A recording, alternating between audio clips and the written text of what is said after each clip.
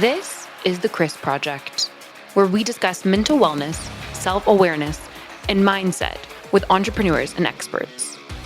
Set your perceived ideas and biases aside, and let's go on our journey for yourself, for your family, for the world.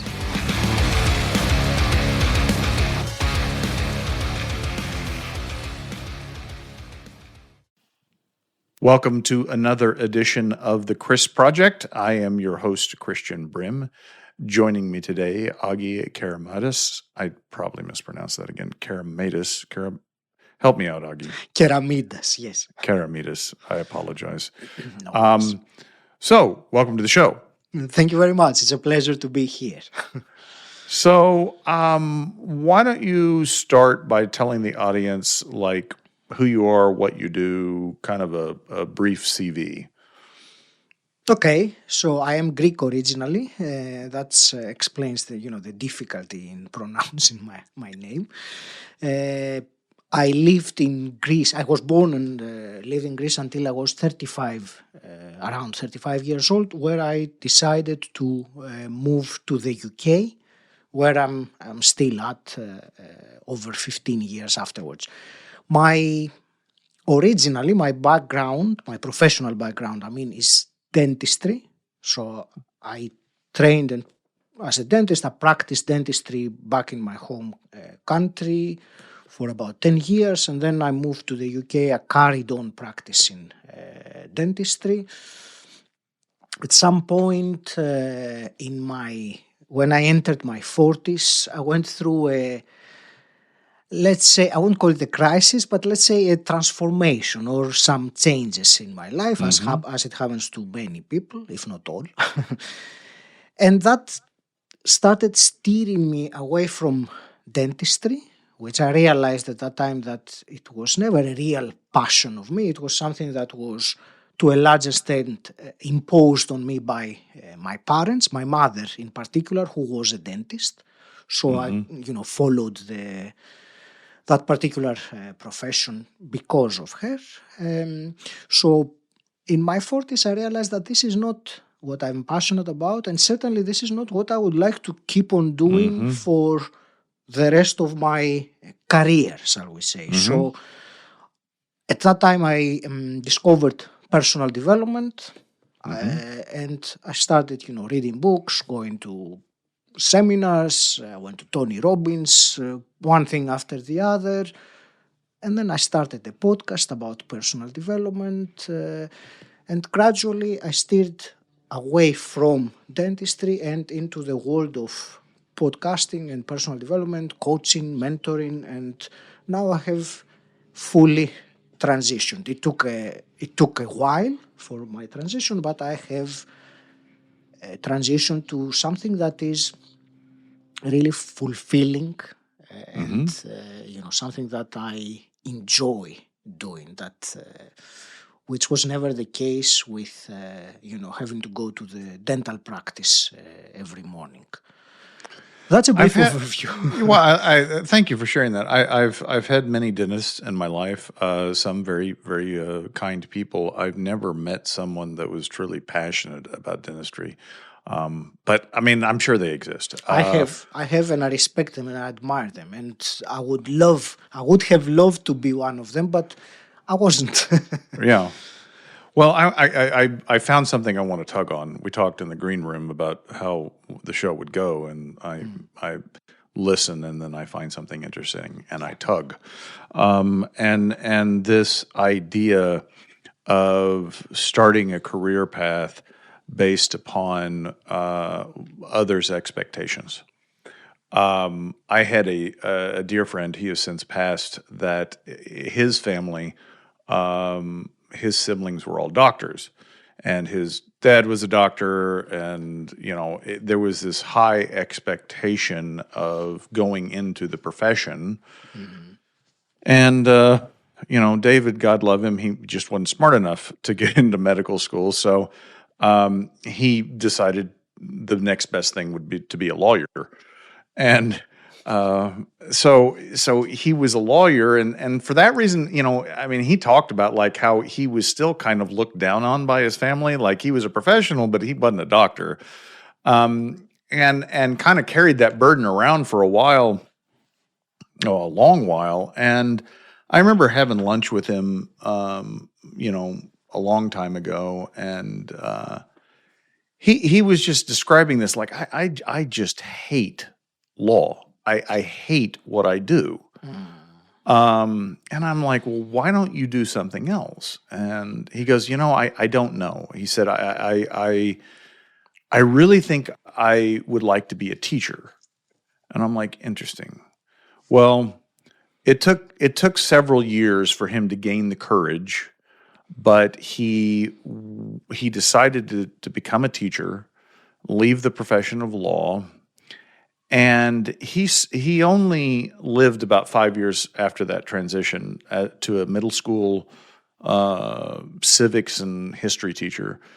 And those 5 years of his life were like it just like the butterfly came out of the cocoon. He finally found his passion. He coached their baseball team there at the middle school, and he eventually succumbed to cancer. But and at his funeral, to this date, it's the largest funeral that I've ever personally attended because of all the students. That his past students and current students that came, because he had such an impact on them. And his widow and I are still friends, and we talk, and I talk a lot about like, could he have made that decision earlier?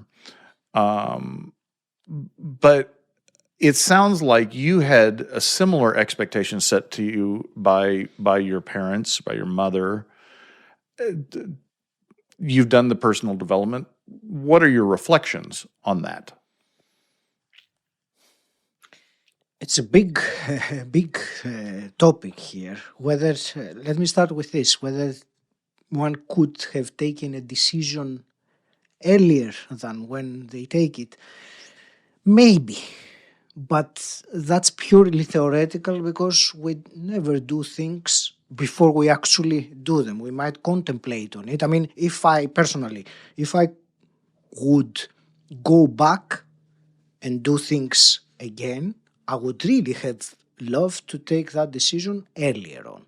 Mm-hmm. But I know it doesn't work like that. I mean, I had to go through these particular experiences in my life, in my career, in the challenges that I have had, and grow as a person or have the specific experiences that allowed me to take the decision exactly when it was the right, I will say, quote unquote, the right time for me to take it. So that's, in a nutshell, that's a reflection on me. But the other thing that comes to my mind is, on reflection again, we only live one life, at least in this particular body. Maybe we live different lives, but I will never live my life as Agi Keramidas again. That's for sure. So we have a finite amount of time to do some things. And the moment we realize that the clock is ticking and living our life according to someone else's expectations, the sooner we realize that, the better it is for us to at least take some control, that it is, at the very end, it is our life. We're not here to fulfill someone else's expectations, no one else's. It is for us to experience some particular elements, some growth, some, everything that life has to offer, the good things and the bad things as well. Did your mother push back on your decision, or did she have an opinion about your decision? She certainly had an opinion.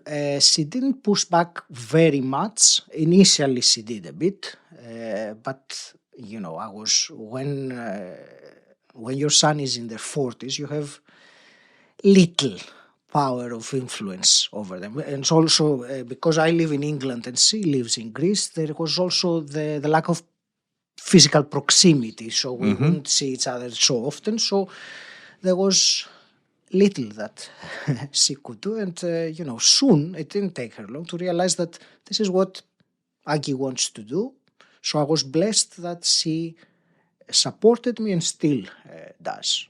So two follow-up questions. Do you think that you needed to be physically away from her to make that decision? And No. okay, all right, good, all right. The second question is, do you think you may have misinterpreted her expectations? I mean, as far, now having made this transition and had conversations with her, and she's obviously okay with it, did you think maybe you misunderstood what her expectation was? Her expectations at what point do you mean? At the point of the transition or when I was about to go to uni? When you made that transition. I guess what I'm getting at is that, like, there's a lot of stories we tell ourselves, right? And we make rationalizations for our behavior, and I can see where people have these expectations that really are set by others, but it's not necessarily true. Like we haven't confronted that person to say, is this really what you expect of me?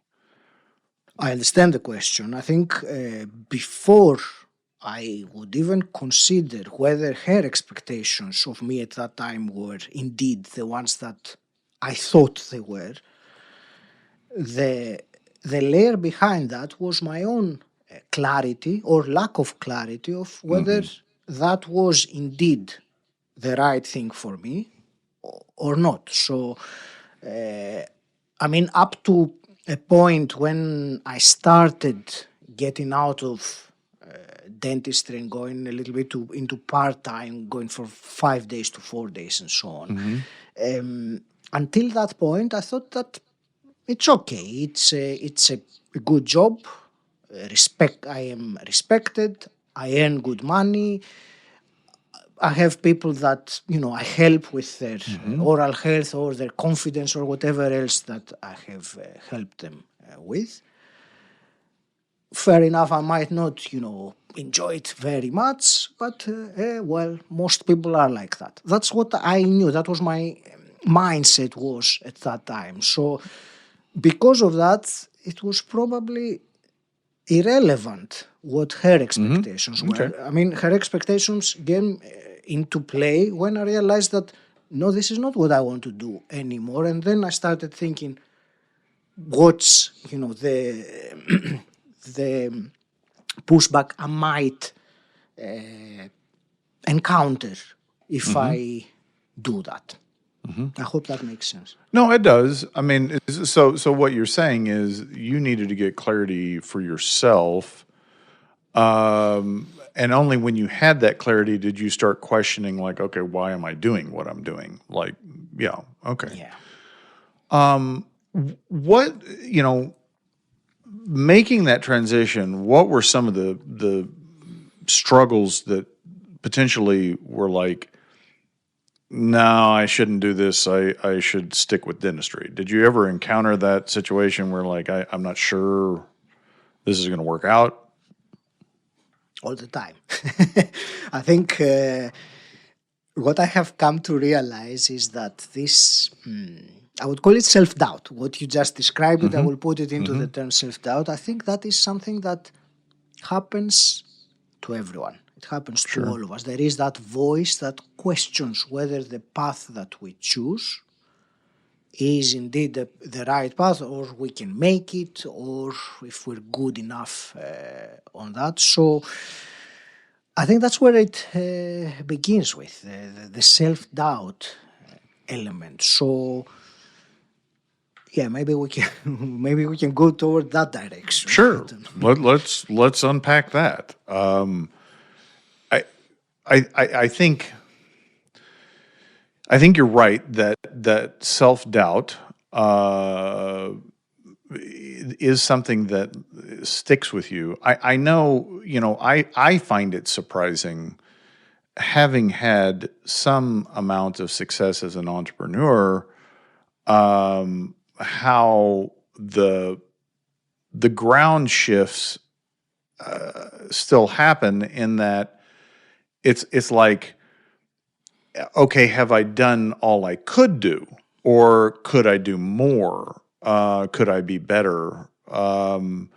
Even having achieved success. In other words, it always feels like they're moving the goalposts, to use an American analogy. That it's okay. Well, you can make it from this distance, but now we're going to move it 10 yards back. Is that a similar experience for you? I think to some extent, moving the goalpost, as you said, is something that, especially people that are entrepreneurs or high achievers, or they appreciate personal growth in some way or another, it is something to some extent inevitable, because we tend to set a goal. I like very much the analogy of a mountain. You climb a mountain, you put all your effort, you eventually reach the top of the mountain. You enjoy that for a few minutes or a few days, perhaps, and then you look at the next mountain, which is higher.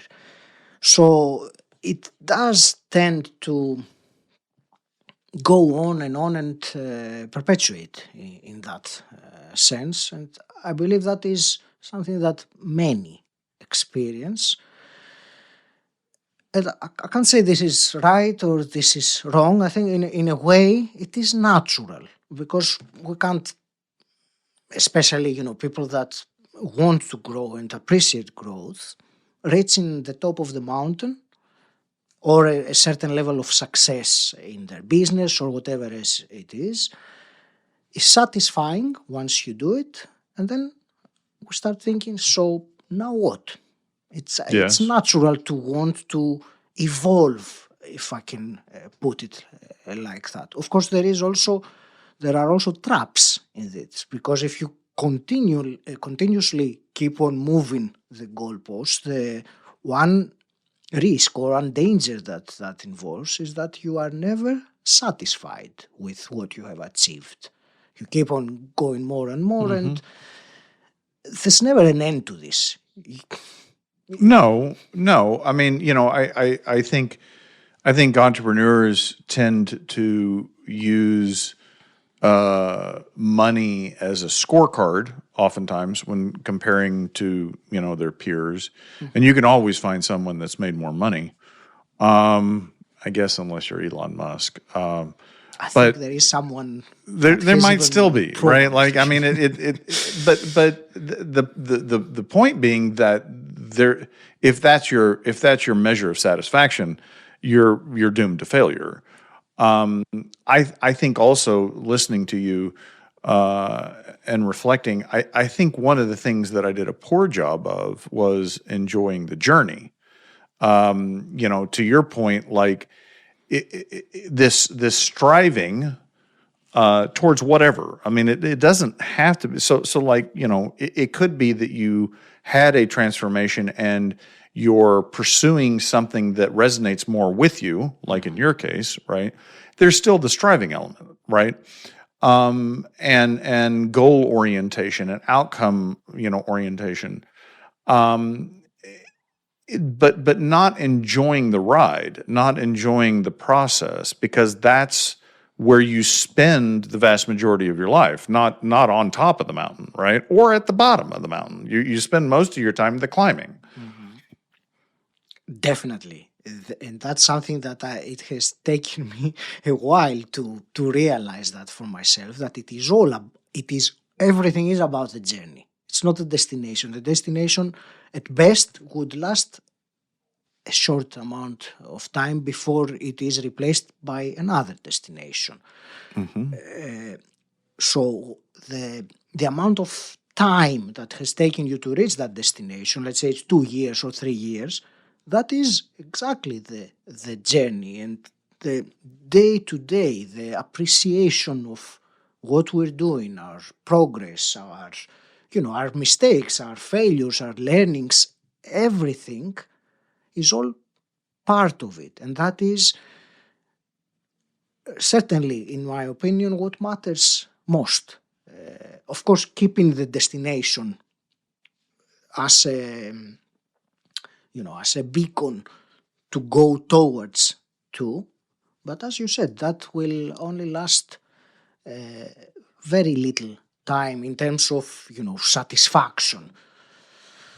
Yes, I went to a friend's, longtime friend's father's funeral yesterday, and it's Solomon said in Proverbs, better to be in the house of mourning than in a house of celebration. And I thought that truly is a very wise proverb, because when you go to a funeral, it forces you, well, I guess you don't have to, but you have the opportunity to reflect, right? And the pastor said a statement that I thought was profound. He said, "You live your funeral, like how your funeral, how people are going to sit there when you're gone and reflect on what you've done and what kind of person you are. You can't cover up what you've done. Like, the preacher can't sit there and put a good face on a bad life, right? Like they and I left that funeral thinking to myself, I want to be more like Jim, his dad, because his life was simple and impactful and faithful. And at the end of the day, when people are at my funeral, that's what I want them to say about me. I don't want them to talk about what he achieved or didn't achieve, because that's irrelevant. It's like, how did you impact people? Like that to me is the barometer of a life well lived. Did you do the good works and take care of others? I agree. Certainly the impact that you have made to other people is much more important than anything that you might have achieved or money that you made or anything like that. And I also, when you said about the opportunity for reflection at a funeral, I do believe it is I used to do it actually. Now that you brought it up, I realized that it's been a little while since I've done it. I used to do once a year, take half a day off and go somewhere on my own with only my journal and nothing else, and pretend that it's the last day of my life. That I just had, the news of a diagnosis that, you have 5 hours to live. That's it. And that forces, if you allow the process, because it is not an easy process to really think about your own death, and most people, or many people anyway, don't really think about it. It's a passing thought, which usually they try to avoid the thought. Like, sure, absolutely. If you avoid the thought, like you are going to avoid death, which is not the case. So the more you think about it, I think it is better, because death gives you more reason to find meaning in what you do with your life before that inevitability that will happen. And obviously at one's funeral, and that's also part of the exercise that I was doing, is how people will remember you, us, and whether you were saying earlier about the students, that it was Yes. so many because of the impact that their teacher had on them, and I think that is really the point of having lived a life according to one's desire, according to one's fulfillment, because I think that personal fulfillment and making a difference in other people's lives are perhaps not the same thing, but they go in a parallel direction. Yeah, I mean, I think a lot of people think about their life too superficially, right? And to the extent that they do think about how they impact people, they may think about it vocationally, like, well, I'm a dentist and I helped people live healthier lives because I took care of their mouth. And that's true. I mean, but we all that are working are doing that in some way, right? Like everybody contributes to the well-being of someone else just by existing and working, right? Hopefully. Yeah, I mean, yes. I mean, unless you're like a trained assassin or something, then maybe not. But I think what that process you mentioned is profound, because an alternative would be write your own obituary. What does that look like? And it's not to dwell on it, but to your point, it focuses what you're doing now, right? I read about some monastery, I don't know if it was historical or current, where the monks actually built their own coffins. And it was an exercise in exactly what you're talking about. Like, what is your life going to be about? And when you're younger, when you have a family and kids, it's easier to not really think about those things because you're busy. I totally understand that. And you were in your 40s, and I was in my late 40s, early 50s when I started this journey, and there has to be space. And kind of to your, referencing back to what you said, could you have done it earlier? Maybe, but it's time when it's time, right? And as the old Chinese proverb says, the teacher will appear when the student is ready. And so you can't learn something until you're ready to learn it. Definitely. And I certainly think that thinking, well, I could have done something else, or I could have done this earlier, is purely theoretical. And it is something that it can cause regret. Hopefully, when one realizes that, oh, I could have done that earlier, it gives them and brings them regret. It also, hopefully, that regret can be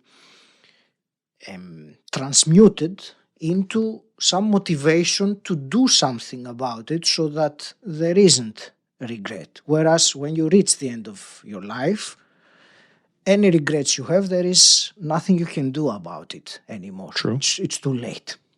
True. So I want to pivot here for a minute and tell me what it is. Do you work primarily with entrepreneurs or dentists, or who do you primarily work with? Not necessarily dentists. Yes, it is professionals. I will just put it like that have achieved a certain level of external success, the stability, the career, the family, the house, the car, whatever else, success. I like to call it external success. But despite all that, having ticked all the boxes of what success should look like, there is something missing, and that something is internal. It is Mm-hmm. some kind of, perhaps it is dissatisfaction or restlessness internal, or a void, or there are different feelings or things that you can express this as.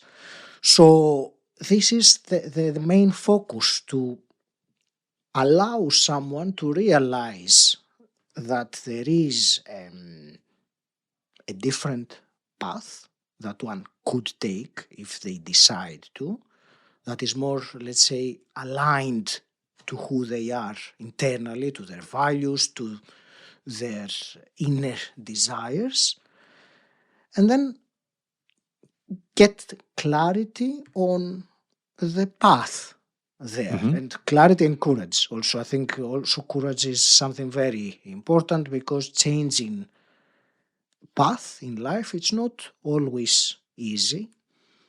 Use more often than No. not, it is hard. Yes, and I would say my own personal journey, that change that occurred, 7 or 8 years ago, that started 7 or 8 years ago, was much more difficult than anything else I'd done, including like starting the business and raising a family. And I will tell you, I think one of the reasons why it's hard is because, a lot of times you have people in your life that have an expectation of you, right? That they're expecting you to behave a certain way, and when you start to make those changes, it disrupts their life, and that doesn't mean that you're doing it to hurt them, but like er, no one thrives on chaos, right? I mean, there's a book by that name that's thriving on chaos, which I'm just saying your natural inclination is when the ground starts shifting around you, people start acting differently. It's unsettling, right? Like, and so even if that behavior was bad, right? Like even if you're happy with the changes that they make, it's still awkward because it's not predictable, and people like predictable. There is a big element of uncertainty there. Yes, it is not Hmm. predictable, and the other people, I suppose it depends on how they perceive change Hmm. themselves. Hmm. So, for me and for you, who we appreciate personal development and growth and change, if I saw someone, a friend of mine, or a family member, going into another direction because that's what he or she wants to do and that's what's been called, I would personally look at it much more favorably. I would actually encourage them Hmm. towards that.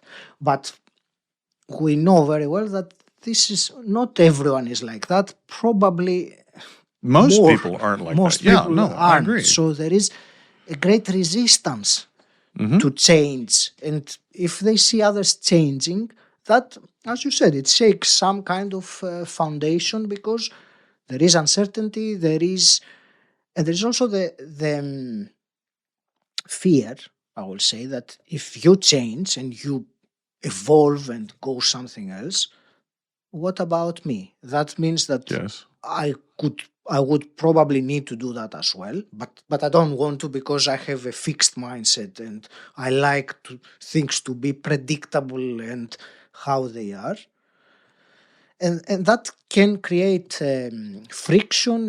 And it can also Yes. create a break in relationships. But that is Absolutely. it is part of the process, I suppose. Yes. How many people come to you to work with you and end up making a large change, like a career change or a family change or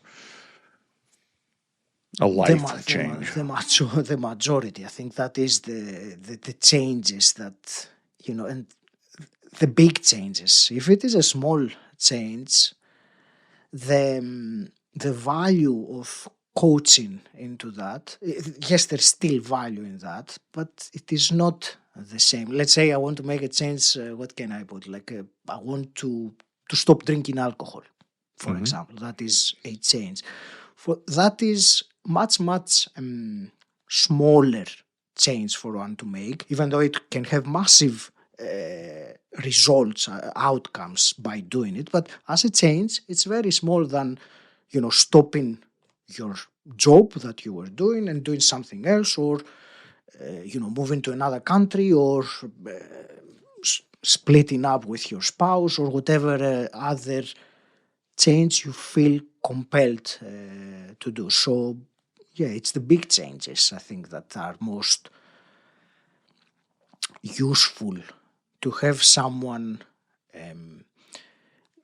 I will use the word guide. It's not necessarily a matter of, guide means there you go, not necessarily like that, but having some companion along the way that can show you your blind spots, give you some external perspective of what you were doing, because we're very bad at being honest, or I will leave the honest, I will correct the word. We're very bad at being objective with ourselves. So having someone, a third party, show us or hold a mirror in front of us, say, this is what you do, this is what you just said right now, I think it's very helpful, very beneficial. It allows us to see who we are, really. Do you still use a coach yourself? Yes. Yes, and I think that is a key barometer in engaging a coach, is do they themselves still obtain coaching, because it sets the expectation that it's like you use the word guide, like the guide is the Sherpa up the mountain. Look, I've been doing this all my life. I know how to do it. I can show you how to do it. As opposed to a coach understands that. Let me back up a second.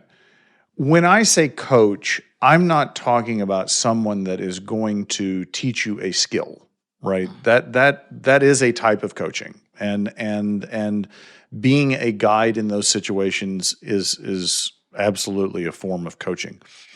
When I speak of coaching, I'm talking about the infinite possible, right? Like this is not like I've been there, I'm going to show you the way necessarily.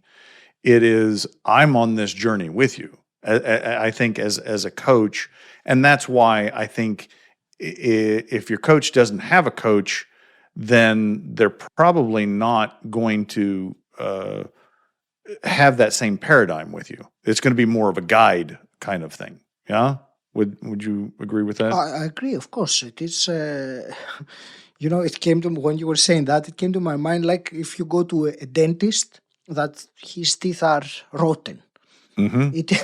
It is similar. The person that you trust to help you with something has to have the same kind of way of looking at things at what they're teaching. So I think a coach that does not have a coach, it kind of, for me, it raises some red flags. I mean, I want to coach you, but I don't want to be coached. I agree. Some red flags there. Yeah, I agree. And it seems like the last decade there has been this explosion of coaches out there, and the term has become very confused in the marketplace. To me, the definition of a coach, that what I'm looking for out of a coach, is someone that will help me gain clarity about myself. Not like you mentioned blind spots. That's absolutely part of it. But it's also getting it out of my own head and being able to unpack it. And it's fascinating to me. Like I'm reflecting back on my call with my coach last week, and he had nothing to do with the gem of insight that I came to. I came to this perfect analogy, and and how I was showing up as a leader, and it was all my own experience, right? This whole analogy that but what he did was he gave the space and asked the questions that brought me to that. And so the second thing that I think a coach does is it helps draw out what's already in you. It's not about putting something into you so much as it is drawing out what's already there. I agree. And the word that comes to my mind when you say that is the word insight. So you can't give me any insights. I can't give you any insights. The insight, it's the word says it. It comes from inside. But the coach can facilitate, or as you said, hold the space with the appropriate questions to allow one to have that insight. And I think we all know it when you have. It's like a light bulb, something that's just, oh my Yes. God, I got it now. Yes. That can't come from an external person. It can only come from within. It's the insight, the inner wisdom that gets revealed. Yes, because if someone tells you, okay, Agi, this is what I see, this is about your behavior, and this is what you should do about it, well, that's advice. And you may or may not even listen to it, probably won't act on it, because at the end of the day, high achievers and entrepreneurs are independent, right? And so we don't like necessarily people coming in and telling us what to do. And oftentimes, like me, I actively resist it. Like, don't tell me what to do. I'll do what I want to do. Damn it.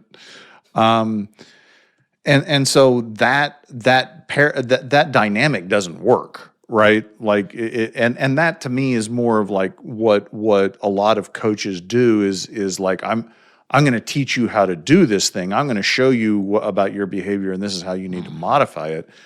That doesn't stick with most entrepreneurs. No, it doesn't stick. And I think a word that comes to mind that sometimes, often, the two words get confused, but they're not the same, is the word mentor. So mentor, and I do also mentor, but I can only mentor someone and tell them what to do if I have done exactly the same thing. I have really walked on those steps, and I can tell them with certainty that, you know what, this is what you do. For example, I have a podcast, a Personal Development Mastery, which has close to 550 episodes. I can mentor someone. If you wanted to start a podcast, I can tell you, you need to do this, this, and that. But that is different. It is not. That is not coaching in that sense. And I know that often people confuse those things, and I think it's worse when the coaches themselves confuse those things. And as you were saying, rather than creating the space to elicit the insight from the client, to stuff them with knowledge or actions or information, which it may be perfectly all right, but perhaps that's not what the other person needs. Yeah, I mean, I was having this conversation with my coach last week. I mean, like, if you think about professional athletes, and they have coaches, they all have coaches. Most of them not just team coaches, but individual coaches, right? And it's this false idea that the coach has to have something that they can give the player, or in our case, the entrepreneur. No, that coach is not there to teach Tiger Woods how to swing the golf club. That's not his job, right? But I think a lot of entrepreneurs have that expectation that like, oh, you're going to teach me how to do X, Y, and Z because and sure, those people are out there, and some of that is beneficial. But the real benefit is to be able to draw out your natural talent and keep you from shooting yourself in the foot, for instance. Like helping you see those blind spots to say, it's not your swing that's the problem, right? Your head is the problem. And for coaches, like this idea that like, well, I have to have done X, Y, and Z in order to be a coach to others. No, that's not necessarily true. It's not. Generally, yeah, I do believe there is some element of having, needing to have some kind of experience, personal experience of what you are coaching.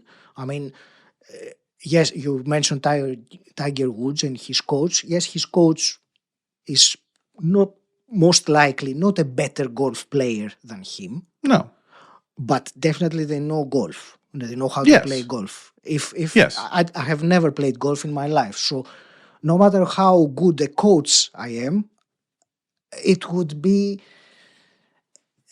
let's say, it would not be very efficient. Certainly would not be a powerful coaching trying to coach someone on their golf skills. Yes. No, the skill component, yes. But I think you could definitely address the mindset, right?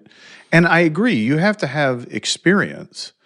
But I don't think it has to be this, like, I want to achieve X, therefore I need to go find someone that has done that, right?